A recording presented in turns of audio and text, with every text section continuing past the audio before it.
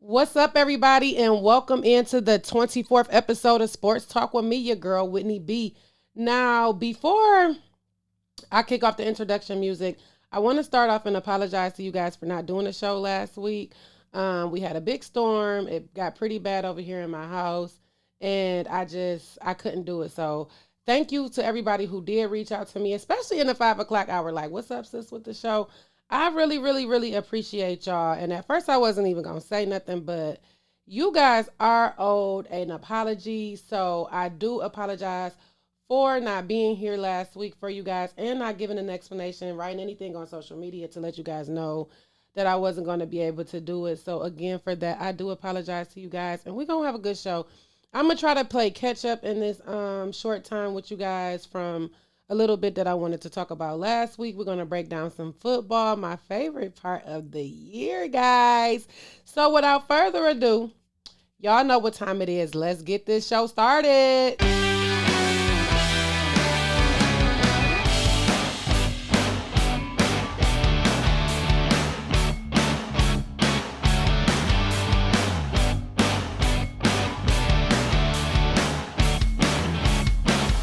And again, welcome to the 24th episode of Sports Talk with me, your girl, Whitney B.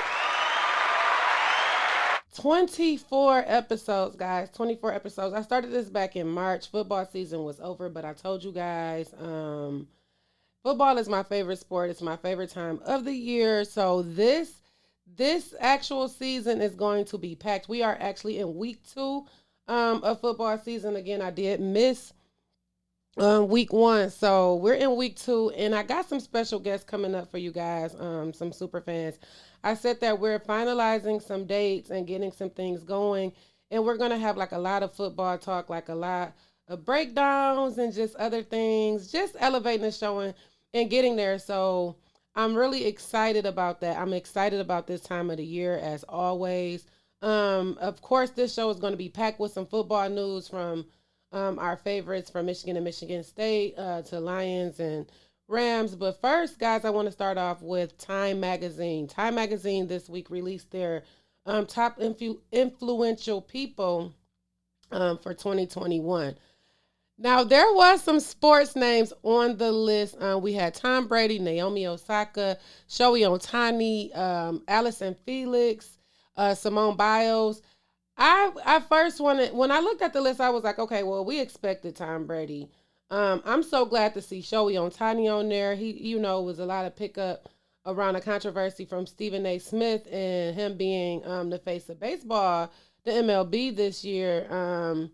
So I'm excited to see his name, Naomi Osaka. She really started a lot of conversations surrounding mental health in sports. So I'm excited to see her on there. We all knew Simone was on there, and sidetrack. I'm not sure if you guys are keeping up with the trial that has to deal with Larry Nasser, the gymnast, the doctor to the gymnast. Well, Simone did testify amongst other gymnasts yesterday about the FBI and how they dropped the ball handling the investigation with Larry Nasser. And guys, that was sad. Like, just I really don't like watching things like that because personally, it puts me in a place I don't want to be in, especially having a daughter who's now getting into sports, and it's like who to trust and what do we do in these situations. So watching Simone cry and break down like that amongst her peers, and just how this situation played out for so long before anybody decided to do anything. Like 2018, when he was convicted, like no, that was far too long for these women and other women to be,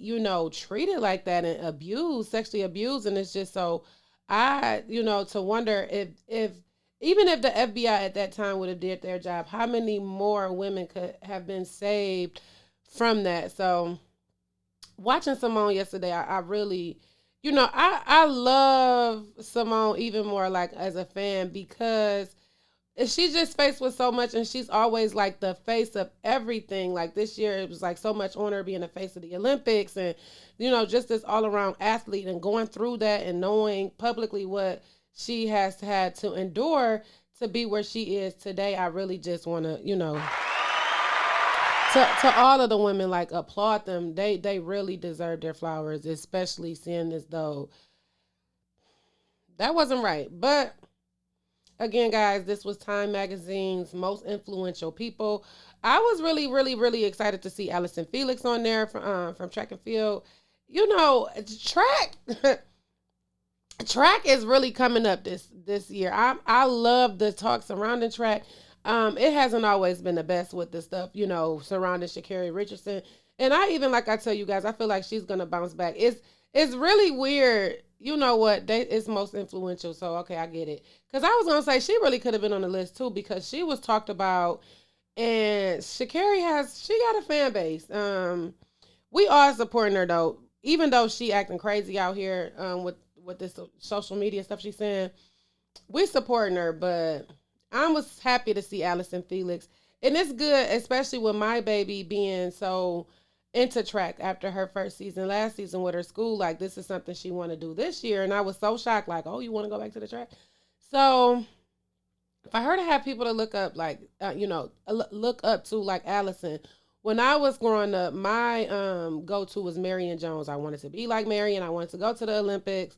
I wanted to have that shine and everything. We all know what happened to Marion with the steroids, and they stripped everything from her, and that was like crushing to me. Like, oh my god. So I'm just happy to see that we're getting more acknowledgement in that field, where it's not people who's doing it. Oh, I love track, and now I'm going out to seek these athletes. They're already out here in the forefront, the spotlight. So I'm happy to see that Allison made that list. Now on to the football. So guys, I'm gonna start with college football. Both Michigan schools in the Big Ten, both Big Ten Michigan universities, are 2-0 for the start of their season. Michigan opened up the season with Western, where they blew them out 47-14. And in that game, they lost their star player Ronnie Bell. He had a leg injury. Now, last Saturday they played Washington and won 31-10. Y'all know I love Michigan, but at this point, my favorite athlete in between the two schools are coming from is he. I'm sorry, he's coming from Michigan State. I'm in love with Kenneth Walker, y'all. Kenneth Walker is the running back. Mel Tucker really he has a gem in Kenneth Walker, man. He a beast. Okay, State opened their season with Northwestern, where they won with a score of 38-21. This was supposed to be a tough road game for MSU, but they pulled it off. And last week they defeated Youngstown State with a score of 42-14. Now Walker, he transferred in from Wake Forest, and in just the 2 games he already ran over 300 yards with 30 carries, averaging about 10 freaking yards a carry. Man, Walker is a beast. I believe the other running back name is Simmons. That.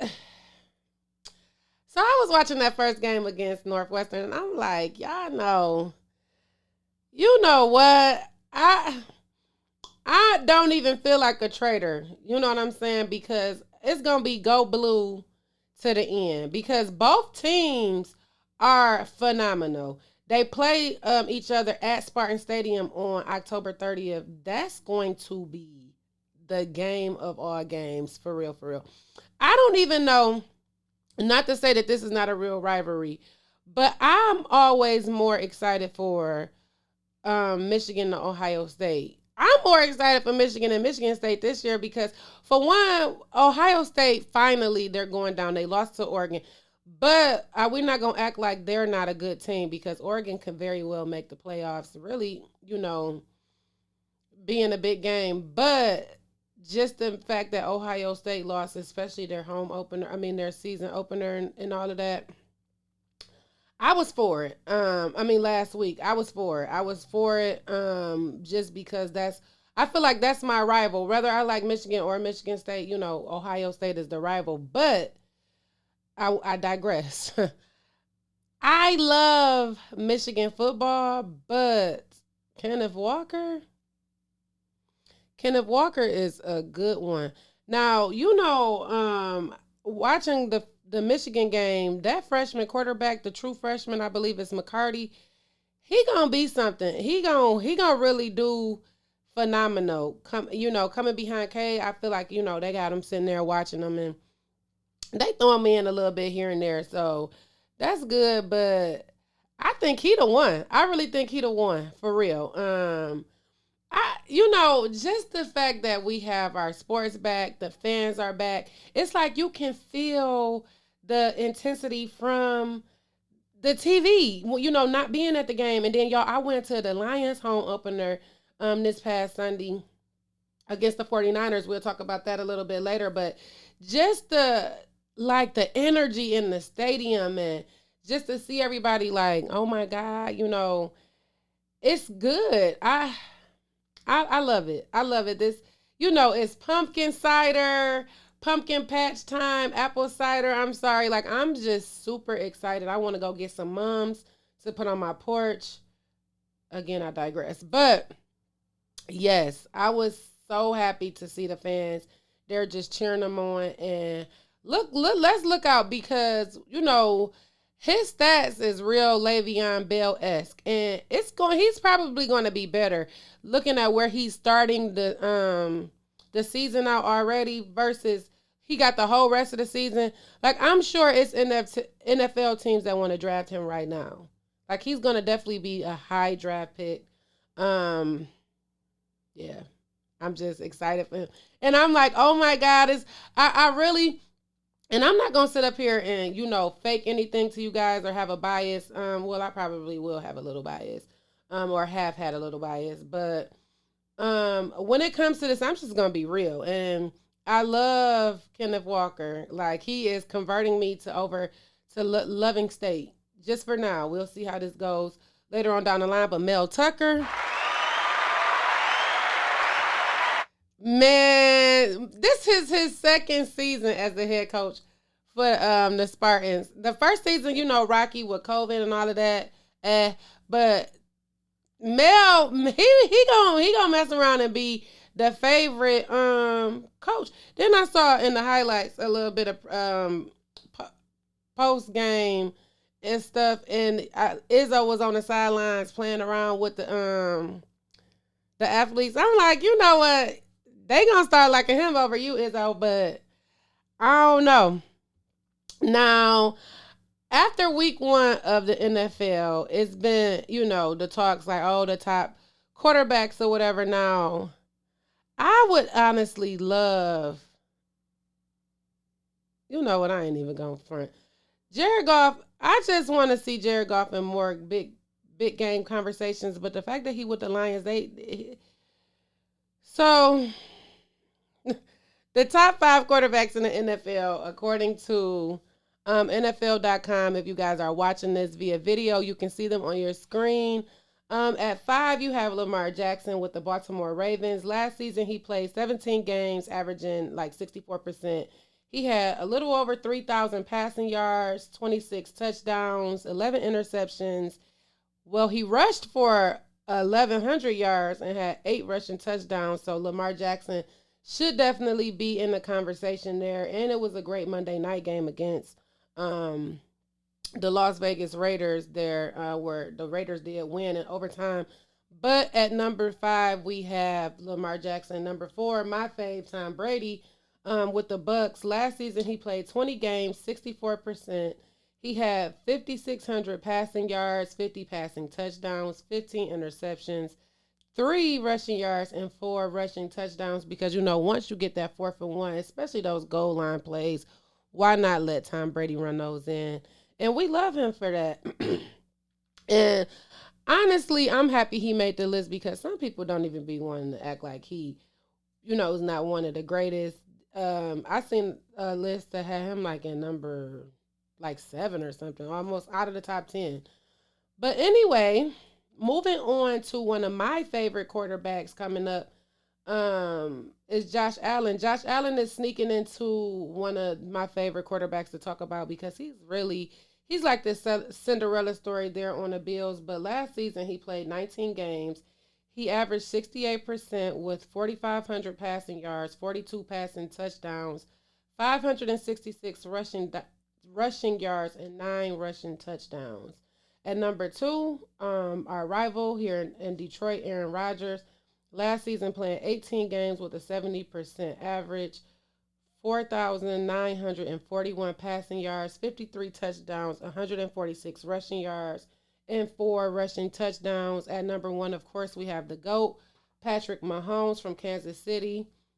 Last year, he played 18 games, 66%, averaging 5,590 passing yards, 42 passing touchdowns, 360 rushing yards, and 3 rushing touchdowns.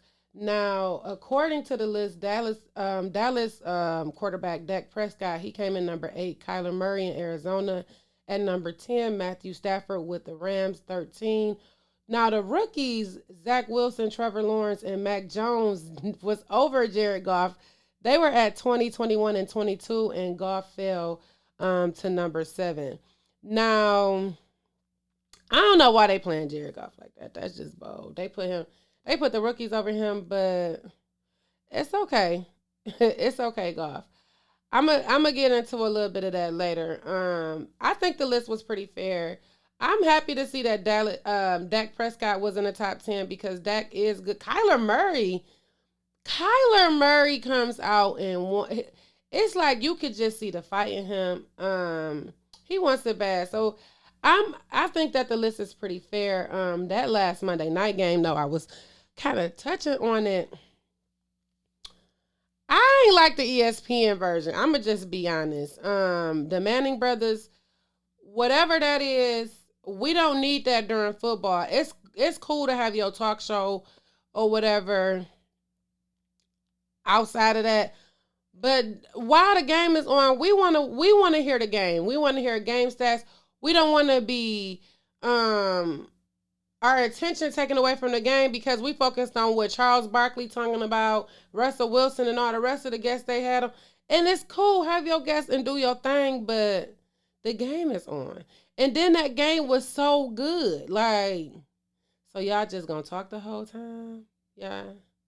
Like, you know, I wasn't for it. I wasn't for it at all. I was over it, as a matter of fact. Like, let me just go ahead and cut the regular game on because, and I reported this when when the news was coming out about they deal, under Peyton's Omaha Productions and all. I don't think I could watch 11 episodes.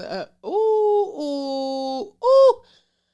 I hated it, but the game was so good. So, Carr, the Raiders, that man is a good quarterback. He really is. And so is Lamar Jackson. It's going to be tight to see if Lamar Jackson can wiggle his way into the playoffs this year. Because these teams, it seemed like they're coming to fight. Like, even though the Bills lost, they lost to the Steelers. That was a good defense. That was a good game. It could have went either way. I think the Bills still can make it go all the way.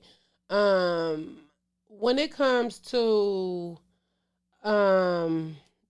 Teddy Bridgewater in Denver, Teddy played the other day like he tired of the slander. Like, no more Teddy Bridgewater slander. He gonna show us something this season in Denver. And I'm like, Denver gonna sneak up. Denver gonna be one. I don't think Washington probably won't go back to the playoffs this season. That's just my opinion there. Let's talk about the Green Bay game, because now this is my thing. Green Bay lost by a lot. Now y'all know it's been drama with Aaron Rodgers. We wanted Rodgers out. Well, not we. We all didn't. Me, I wanted Aaron Rodgers out, and it's probably very few people who share my opinion as Detroit fans. But so okay, so I don't think Aaron was really playing in that game. I don't. I think that Aaron was just like, you know what, I'm gonna show up to work. They want me to throw this little football. They want me to do this and this and that. I think he's trying to do what he got to do to be traded and be done with Green Bay. And if y'all think that, let me know. Reach out to me. Let me know. Comment on this video if you're watching on YouTube. you watching on the website, y'all comment in the comment section, under the comment tab or whatever. And if you watching, if you're listening on any of the podcast hosts, reach out to me and just let me know if y'all agree with me on this, because it doesn't seem like Aaron Rodgers is really playing. My hope is that he go into this next game, which is Monday Night Football against the Detroit Lions, and tank that game too. We would love that as Lions fans, especially just because we would. That's just that. I personally feel like Aaron Rodgers may, want to prove himself and just go ahead and play that game. But for the sake of wanting to be traded and want to be out Green Bay, just do what you did last week, and we'll appreciate that, because that Aaron Rodgers, I didn't know. That Aaron Rodgers looked like he was just, I'm here so I won't be fined, because that's where we at with it, y'all. So we gonna move on real quick, because I do want to break down last week's games, just stat wise, the numbers between Matthew Stafford and the Bears, the Rams and the Bears, and then the Lions and the 49ers. I loved that game, especially the end. It was great. So we're gonna do Lions versus Rams. If you guys are watching via video, you can see the total. The score there. LA Rams beat the Bears 34-14, and the 49ers beat the Lions 33-41. But to start the game, the Rams had, the total game to start the stats, the Rams had 18 total first downs in the game, and the Lions had 31. The Rams on third down conversions was 6-11, where the Lions was 4-15. Fourth down conversions, the Rams was 1-1, where the Lions were 2-5. The Rams had a total of 386 yards, where 312 of them were passing yards. The Lions had a total of 430 yards, where 314 of them were passing yards. Both teams with 4 touchdowns. The Lions with 1 sack, where the Rams had 3. Now, where the stats there may look a lot similar, where the difference in the loss is that they were getting more completions. Like the third down conversions, you could see were really low. Like the Lions definitely have to pick up on third down. Now, a lot of people have been saying I hate Matthew Stafford from like past things that I said. I don't hate him. Matthew Stafford did what he needed to do in Detroit with what he could. It's just that I don't like that people is really making it seem like Matthew Stafford couldn't be a star player here or a great player here. Like it wasn't just good players around him, and he did have good teams. I would blame a lot of it on the coaching, just on fundamentals with the team, and probably the energy. But it's no excuse for him. I mean, we look at Tom Brady. Tom Brady, none of them players people was really talking about before they was working with him. Tom Brady really took players and made them feel like they was great, or made them great, or I don't know. The chemistry between them was good, and I feel like Matthew Stafford could have very well done these kind of things as well. He just wasn't given all of the proper tools or the fundamentals or the team, period. The energy probably was off. Who knows? But going into and as the Rams team going into Sunday Night Football against the Bears, it's the Bears. You know what I'm saying? Like the Rams with Jared Goff should have won that game. It's the Bears. It's like Matthew Stafford's record against winning teams as a Lion, 861 or 64 or something like that. That's not good. So what we have to do is give it some weeks before we just say like this is gonna go, all the way. I see so many people have like these predictions, like, oh well, Matthew Stafford, he can go to the Super Bowl, he can win it, and all of this. Like, possibly, you know what I'm saying? I you never say never about anything, especially in football. But let's see the progression here. Let's see what this man can do. Looking at like the totals, like in the Lions game and just being there, it was like a lot of. You could tell they really still need to work on chemistry. Even in the wide receiver position, I feel like Cephas, Williams, they have to have that chemistry. Matthew Stafford would get up early and go and work out with the receivers, and they would do things. I wonder if, Jared Goff, or, if they're doing that in Ford Field or in Allen Park at the practice facility, if they're working together to build that chemistry with Okuda out. um, it's a lot of talks, but at this point, it was a bust, okay? A horrible draft pick. Let's just go ahead and move forward, trying to, just figure his position out, fill it, draft it, around it, or whatever. But when it comes to Panay Sewell, playing left tackle versus right tackle, so preseason we was looking like, now, now what now?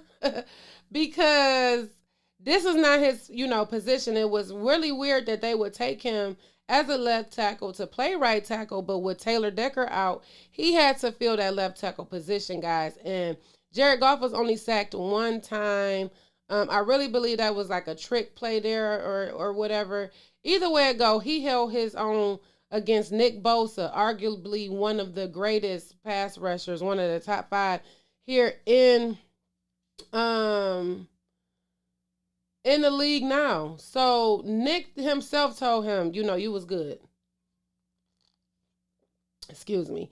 Nick told him himself, this is your position. This is what you need.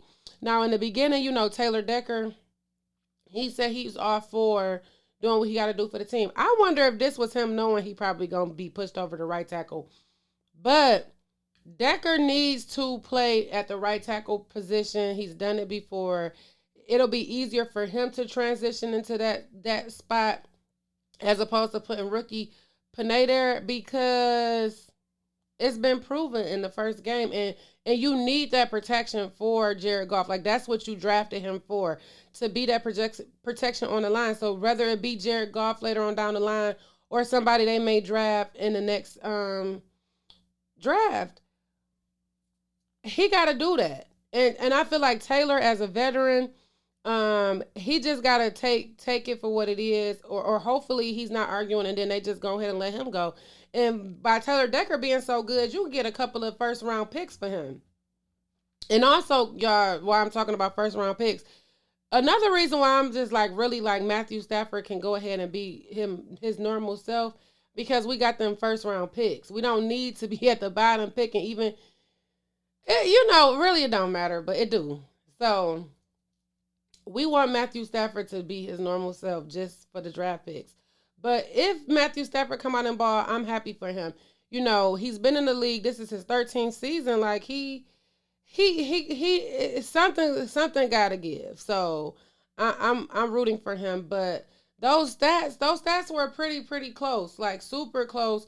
It's just the 49ers was a better team. The Lions' run game was great. Swift is Swift, and Jamal Williams. That combination together, I feel like, is going to really do well. Do well for sure. Like, rushing, I was happy. I was happy with what I saw. Those last 2 minutes, that onside kick and the score, and then the forcing the turnover and all that. I promise you. So people start leaving the game, y'all, and I was like, "Ooh, that's not good." And that was the best part of the whole game, and it had to come at the end. I was really happy. Like, even though it was a loss, it was like within one score. The fact that they really rallied back, because they was down 20-some points, and they really was like, "Okay, come on.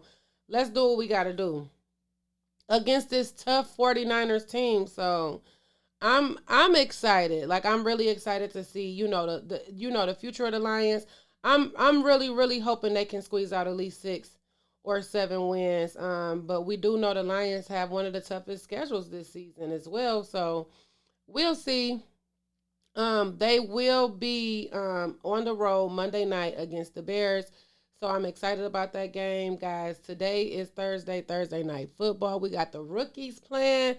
So this is a really good season. With the fans, you got the rookies playing with the fans. You got people from their rookie season last season that didn't have to deal with fans that's dealing with it this year. This is gonna be it. Like, between college and just NFL. I'm excited, y'all. It's homecoming season too. It's gonna be a whole bunch of homecoming games. So I'm just excited, y'all. Send me some pictures. I'm gonna try to probably start trying to post some stuff on my social media pages. So y'all, if you out at football games or whatever, send me some reels. I'm gonna post them on my page on Instagram at my Whitney B. So send me some reels. It's football season. Let's have some fun. I'm gonna post pictures and probably 15 to 30-second reels. So again, send them to me at my Whitney B on Instagram, and let's have some fun. As always, I wrap up my show with posting my shop. I think I'm gonna start some new colors. Actually, I was saying mask. I I really need I need some help. I need like some marketing people to just tell me like what would be best to do now. But I might do a hoodie, like a nice little hoodie, different colors though. Maybe I'll keep black and white and then switch up the other color. Maybe do like a blue and white. Maybe you guys let me know what you think about that. But for now, please support the brand and purchase your Sports Talk with Whitney BT for $20 today. You can get them at mywhitneyb.com/shop. That's mywhitneyb.com/shop. And to catch up on everything under the umbrella, go to rockyroadmedia.com. That's ROCKYROADMEDIA.com. This week, guys, I will be on Shade and Shenanigans. We have a special guest as well. So it's going to be fun. It's going to be funny. Tune in on Facebook, Rocky Road Productions, the Facebook group at 4 p.m. And immediately following, you'll have Vitamin D with Tone, Black, and GP. Great show. So for everything under the umbrella, please, please, please go to rockyroadmedia.com. And to catch up on everything with Sports Talk with Whitney B, again, it's mywhitneyb.com, or follow me on all social media at mywhitneyb. That's again mywhitneyb.com, guys. Again, I would like to apologize for last week for not doing the show, but I'm gonna be pushing them out for you this week, and I'm probably gonna do a special NCAA Monday show. I'm thinking about doing for you guys for college football, just dedicated to some highlights. For the better show, the better games of the week, just giving some highlights and talk about it. Not as a long as sports talk, but just something quick, just to give you guys stuff because it's gonna be packed in with this football season. So let me know what you think about that, and I'm out.